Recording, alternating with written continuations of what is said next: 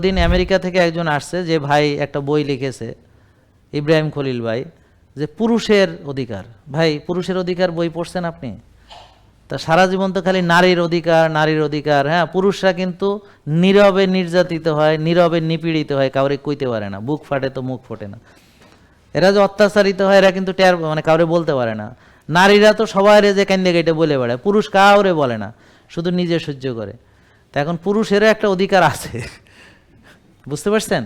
তো উনি পুরুষের অধিকার নিয়ে বাংলাদেশের প্রথম বই উনি লিখেছেন। এর আগে বাংলাদেশে কেউ পুরুষের অধিকার নিয়ে বই লেখে নাই। তো ইসলামী তারপর এই না যে ওটা শুধু পুরুষ কেন্দ্রিক, ওখানে পুরুষ নারী দুজনকে সমান মর্যাদা দিয়ে বলা হয়েছে, যে সমান না মানে যার যে মর্যাদা।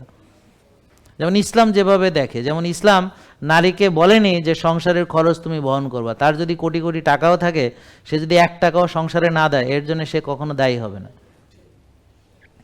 কিন্তু পুরুষের দায়িত্ব হচ্ছে সংসারের খরচ বহন করতেই হবে, সে বাধ্য। তার যে বিয়ে করছে, ওই কাবিন নামে লিখে আসছে যে তার ভরণ পোষণ এভরিথিং সে দায়িত্ব নিচ্ছে, তার নিরাপত্তা সবকিছু।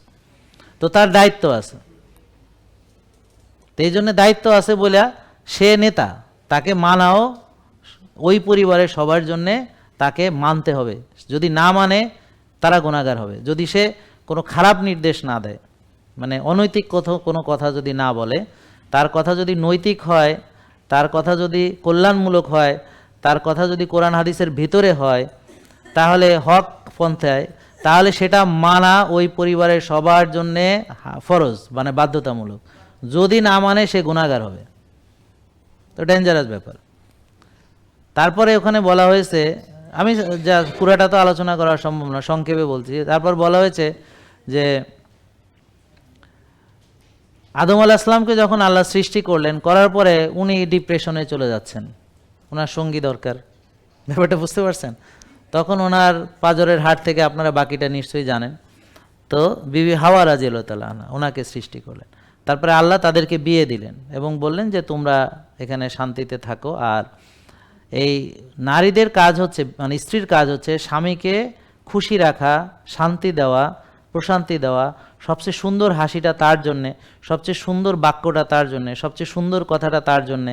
বুঝতে পারছেন? সে যেন ঘরে ঢুকলে প্রশান্তি পায়। বাইরে থেকে সে এত টর্চার মর্চার হইয়া ব্যবসা বাণিজ্য চাকরি বাকরি এত রকম, ওখানে গিয়ে যেন সে একটা শান্তির পরশ পায়। এইটাই ছিল আসল উদ্দেশ্য।